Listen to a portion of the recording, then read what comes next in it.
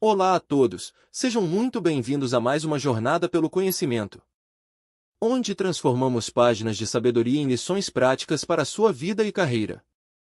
Hoje, eu quero começar com uma provocação, uma imagem mental que talvez seja o sonho de qualquer gestor, empresário ou líder de equipe.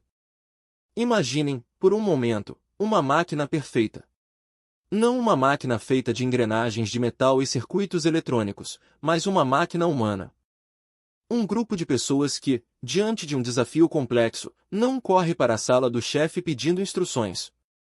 Em vez disso, eles se olham, debatem, ajustam as velas e navegam através da tempestade com uma precisão assustadora, entregando resultados que superam qualquer expectativa individual.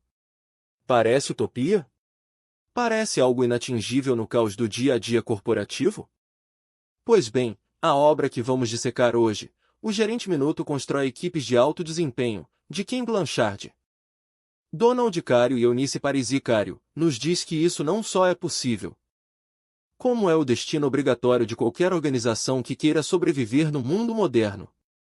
A nossa história começa de uma maneira muito peculiar, com um telefonema que muda tudo.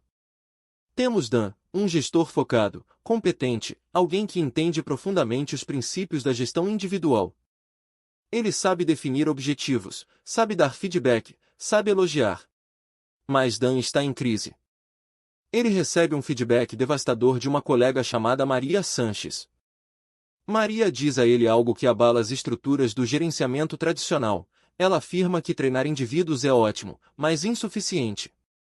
Ela argumenta que a maior parte do tempo de um gerente, entre 50% a 90%, é gasto em interações de grupo, não em conversas um a um. E, no entanto, a maioria dos modelos de gestão foca apenas no indivíduo. Maria lança a bomba. Se você não souber construir e liderar uma equipe, você é apenas um gerente pela metade. Isso nos leva ao coração do problema e ao primeiro grande pilar desta obra, a percepção de que o mundo mudou. Estamos vivendo o que os autores chamam de a terceira revolução. Antigamente, a estrutura hierárquica rígida funcionava. O chefe mandava, o funcionário obedecia. Mas com a complexidade dos mercados globais, a velocidade da informação e a necessidade de inovação constante, nenhum indivíduo sozinho, por mais brilhante que seja, consegue ter todas as respostas. A unidade básica de produtividade deixou de ser o indivíduo e passou a ser a equipe. E é aqui que Dan procura a ajuda do lendário Gerente Minuto para entender onde ele está errando. O Gerente Minuto, com sua calma habitual, introduz a Dan um conceito fundamental antes mesmo de falar sobre liderança. Ele fala sobre o que constitui, de fato, uma equipe de alto desempenho. Não é apenas um grupo de pessoas trabalhando na mesma sala. Para ilustrar isso, ele apresenta o acrônimo PERFORM. Cada letra dessa palavra em inglês representa um ingrediente vital. O P vem de propósito e valores. Uma equipe sem um propósito claro é como um barco à deriva, eles podem remar com força, mas não chegarão a lugar nenhum. Todos precisam saber não apenas o que fazer, mas por que aquilo é importante. O I é de empoderamento. Não adianta dar responsabilidade sem dar autoridade. As equipes precisam sentir que têm o poder de agir. O R refere-se a relacionamentos e comunicação. A capacidade de falar abertamente, de ouvir sem julgar e de resolver conflitos sem levar para o lado pessoal. O F é de flexibilidade, a capacidade de se adaptar. O U é de optimal performance, ou desempenho otimizado, a busca pela excelência. O R é de reconhecimento, pois o ser humano precisa ser visto e valorizado. E, finalmente, o M de moral, aquele espírito de corpo, a alegria de pertencer. Mas, e aqui entra a nuance que torna este livro uma obra-prima da gestão, ter esses ingredientes não é algo que acontece da noite para o dia. O Gerente Minuto explica a Dan que as equipes são como seres vivos. Elas nascem, crescem, passam pela adolescência rebelde e, se bem cuidadas, atingem a maturidade produtiva.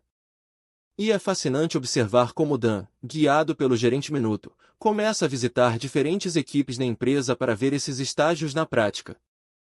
Vamos caminhar com Dan nessa descoberta, porque é aqui que você vai identificar a sua própria equipe. O primeiro estágio é o que chamamos de orientação. Imaginem o primeiro dia de aula ou o início de um novo projeto emocionante. Dan visita a equipe de Ron. O que ele vê? Entusiasmo. As pessoas estão empolgadas, talvez até um pouco ansiosas. Mas, paradoxalmente, a competência delas para a tarefa específica daquele grupo é baixa. Elas não sabem exatamente como vão trabalhar juntas, quais são as regras do jogo. O moral é alto, mas a produtividade é baixa. Neste estágio, o erro mais comum dos líderes é achar que, porque todos estão felizes e motivados, eles podem simplesmente dizer, vão lá e façam. Não podem. O gerente minuto ensina que, no estágio de orientação, o líder precisa ser diretivo. Ele precisa fornecer estrutura. Ele precisa dizer, este é o nosso objetivo, estas são as regras, este é o seu papel. Ron, o líder que dá observa, faz exatamente isso. Ele não é rude, mas é firme e claro. Ele estabelece o contrato da equipe. Sem essa clareza inicial, a equipe gastará energia tentando adivinhar o que deve ser feito, em vez de fazer. Mas a história avança, e o tempo passa. A lua de mel acaba. E chegamos ao segundo estágio, talvez o mais crítico e perigoso de todos, a insatisfação. Dan visita uma reunião liderada por Susan e fica chocado. O clima é tenso. As pessoas estão discutindo, interrompendo umas às outras. Aquele entusiasmo inicial evaporou. Por que isso acontece? Porque a realidade se impôs. A tarefa acabou se revelando mais difícil do que parecia. As personalidades começaram a colidir. Aquela pessoa que parecia engraçada na primeira reunião agora é irritante. O gerente minuto explica que a insatisfação é inevitável. É o momento em que a discrepância entre a expectativa, o sonho, e a realidade, o trabalho duro, gera frustração. Muitas equipes morrem aqui. Elas ficam presas num ciclo eterno de conflito e nunca produzem nada de valor. E o que o líder deve fazer? Se no primeiro estágio ele apenas dirigia, agora ele precisa de uma abordagem dupla. Ele ainda precisa dirigir, porque a equipe ainda não é competente o suficiente para se autogerir, mas agora ele precisa, desesperadamente, dar apoio. É o estilo de coaching ou treinamento. O líder precisa ouvir as frustrações, mediar os conflitos, lembrar o propósito, mas manter a mão firme no leme. Se o líder se afasta agora, achando que eles são adultos e devem se resolver sozinhos, o barco afunda. Se ele apenas aperta o controle, a equipe se revolta. É um equilíbrio delicado entre acolher a emoção negativa e redirecionar para o trabalho. Dan, ainda processando essa complexidade, é levado a visitar uma terceira equipe, a de Neil. E o que ele vê o deixa perplexo. Ele entra na sala e a reunião flui como água. As pessoas discordam, mas de forma construtiva. Elas riem. Elas tomam decisões. E o mais estranho, Neil, o líder, mal fala. Ele está lá, mas parece mais um membro do grupo do que o chefe. Dan pensa, é isso. Esse é o segredo. O líder não faz nada. Mas ele estava enganado, ou pelo menos, parcialmente enganado. Neil explica a Dan que eles não chegaram ali por mágica. Eles passaram pela orientação, sobreviveram à insatisfação e agora estão no estágio de integração e caminhando para a produção. Na integração, a equipe começa a clicar. Eles já sabem como trabalhar juntos. As normas estão claras. A confiança foi restabelecida. Aqui, o líder muda novamente de postura. Ele deixa de ser diretivo. Ele não precisa mais dizer o que fazer, porque eles já sabem. O papel do líder agora é puramente de apoio. É remover barreiras, é facilitar, é encorajar. É participar das decisões, mas não as ditar. E finalmente, chegamos ao nirvana das equipes, o estágio de produção, ou alto desempenho. É o que Dan presenciou na equipe de Neil. Neste estágio, o moral é alto e a competência é alta. A equipe é autogerenciável. O líder pode usar o estilo de delegação. Ele entrega o desafio e sai da frente. Ele confia. E aqui está a grande revelação do livro, uma que muitas vezes é contraintuitiva para gestores controladores. O objetivo final da liderança é tornar-se desnecessário nas operações diárias. Um líder de sucesso é aquele que ensina a sua equipe a liderar a si mesma. Agora, você pode estar pensando, ok, entendi.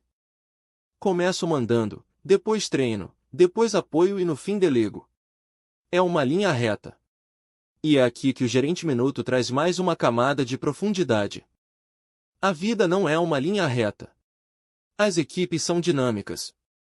O que acontece se um membro-chave da equipe sai e entra um novato? O que acontece se a empresa muda a estratégia e a meta da equipe muda drasticamente? Ocorre a regressão. A equipe pode estar voando em altitude de cruzeiro no estágio de produção. Mas uma mudança brusca pode jogá-la de volta para a insatisfação ou até para a orientação. E o líder? O líder precisa ser um camaleão. Ele não pode continuar delegando se a equipe voltou a ficar insegura ou incompetente diante de uma nova tarefa. Ele precisa voltar a dar direção ou apoio. Essa flexibilidade, essa capacidade de diagnosticar em que estágio a equipe está agora e ajustar o estilo de liderança para aquele momento é a essência da liderança situacional aplicada a equipes. Vamos aprofundar um pouco mais na aplicação prática disso, algo que Maria Sanches, a colega de Dan, começou a aplicar com resultados fascinantes. Ela percebeu que a chave não é guardar esse segredo para si. O líder não deve ser um manipulador que muda de máscara sem explicar o porquê. Pelo contrário, a transparência é vital. Maria reuniu sua equipe e ensinou a eles exatamente este modelo. Ela disse, olhem, nós estamos aqui, no estágio de insatisfação. É normal estarmos frustrados. E por causa disso, eu vou atuar mais próxima de vocês, com mais direção e apoio, até superarmos isso. Quando a equipe entende o modelo, eles deixam de ver a intervenção do líder como um microgerenciamento e passam a vê-la como o suporte necessário. Eles mesmos começam a dizer, chefe, nesta nova tarefa, estamos no estágio 1. Precisamos que você nos diga exatamente o que quer, porque estamos perdidos. Ou então, chefe, já dominamos isso, estamos no estágio 4. Deixe-nos resolver sozinhos. Isso é o verdadeiro empoderamento. É dar à equipe a linguagem e a compreensão necessárias para que eles peçam o tipo de liderança de que precisam. Outro ponto crucial que o livro aborda é a diferença entre as funções de tarefa e as funções de manutenção.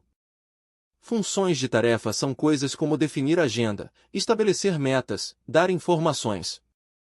Funções de manutenção são encorajar os calados a falar, resolver conflitos, garantir que o clima esteja bom.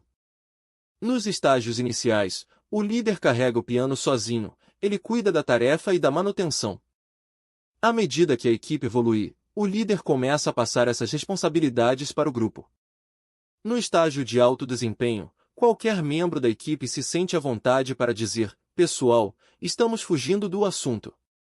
Vamos voltar para a pauta, função de tarefa, ou, percebo que o João não falou nada. O que você acha, João? Função de manutenção. Quando a liderança é compartilhada, o gerente formal fica livre para olhar para o futuro, para inovar, para buscar recursos externos. Em vez de ficar apagando incêndios internos. Mas vamos ser realistas. Nem tudo são flores. O livro nos alerta sobre o perigo de pular etapas. A impaciência é inimiga da alta performance. Muitos líderes, ansiosos por resultados, tentam tratar uma equipe recém-formada como se fosse uma equipe madura. Eles delegam cedo demais. O resultado? Caos, frustração e falha. É o que chamamos de abdicação em vez de delegação. Ou o oposto, o líder que continua tratando uma equipe experiente como se fossem novatos, controlando cada passo. Isso gera apatia e rebelião. O Gerente Minuto enfatiza que o líder é, em essência, um educador. O seu trabalho não é fazer o trabalho da equipe, mas ensinar a equipe a fazer o trabalho. E ensinar envolve permitir erros controlados, envolve feedback constante, acima de tudo, envolve acreditar no potencial das pessoas. Há uma frase poderosa que ecoa durante toda a narrativa: nenhum de nós é tão inteligente quanto todos nós juntos. Ao observarmos a jornada de Dan e Maria, vemos uma transformação não apenas técnica, mas humana. Eles deixam de ser chefes estressados, que carregam o mundo nas costas, para se tornarem facilitadores de talentos. Eles aprendem que compartilhar o poder não diminui a sua autoridade, pelo contrário, aumenta a sua influência. Uma equipe que se sente dona do próprio destino é uma equipe que luta com paixão. E aqui entramos num aspecto técnico interessante do livro que vale a pena detalhar: a relação entre produtividade e moral. No estágio 1, a produtividade é baixa, mas o moral é alto. No estágio 2, a produtividade começa a subir lentamente, mas o moral despenca, é o vale da desilusão. No estágio 3, a produtividade sobe mais e o moral começa a se recuperar. E no estágio 4, ambos estão altos. O líder precisa ter essa curva na cabeça para não se desesperar.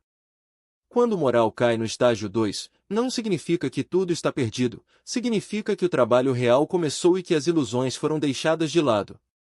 É um sinal de crescimento, por mais doloroso que seja. O livro também nos dá ferramentas para desbloquear equipes presas. Se uma equipe está travada na insatisfação, o remédio é comunicação. É colocar os problemas na mesa. É renegociar os papéis. É lembrar o propósito. Não se sai do estágio 2 ignorando os problemas, mas atravessando-os. Caminhando para o final da nossa análise, é fundamental reforçar a ideia de flexibilidade.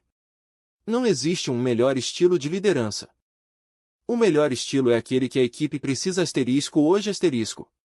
Pode ser que de manhã, numa tarefa nova, você precise ser diretivo. À tarde, numa tarefa rotineira, você delegue. Essa dança, essa sensibilidade de leitura do ambiente, é o que separa os gerentes comuns dos grandes líderes de equipes. Portanto, ao fecharmos este episódio, quero convidar você a olhar para a sua equipe amanhã com novos olhos. Em que estágio eles estão? Eles são novatos entusiasmados precisando de direção? Eles estão frustrados e precisando de apoio e reorientação? Eles estão começando a se acertar e precisam de facilitação? Ou eles são craques que só precisam que você saia da frente e confie neles? Lembre-se, o seu objetivo não é ser indispensável. O seu objetivo é construir algo que funcione tão bem que a sua presença seja para inspirar e inovar, não para consertar e mandar. A construção de uma equipe de alto desempenho é uma jornada, não um destino. Exige paciência, exige coragem para enfrentar conflitos e exige a humildade de saber que o sucesso do líder é, na verdade, o sucesso da equipe. Ken Blanchard e seus coautores nos deixam com este mapa. Um mapa simples, com 4 estações, mas que exige sabedoria para ser navegado. Que você possa usar o modelo Performe e a liderança situacional para transformar o seu grupo de trabalho. Não aceite apenas um grupo de pessoas que trabalham no mesmo escritório. Busque a sinergia. Busque o alto desempenho. Porque quando a mágica da equipe acontece, quando nós se torna maior que eu, os resultados são, verdadeiramente, extraordinários. Espero que este episódio tenha acendido uma luz sobre como você pode gerenciar melhor as pessoas ao seu redor. A liderança é uma prática diária, e com as ferramentas certas, como as do Gerente Minuto, você está muito mais preparado para o desafio. Muito obrigado por me acompanhar nesta análise. Aplique, teste, erre, ajuste e veja sua equipe florescer. Até a próxima!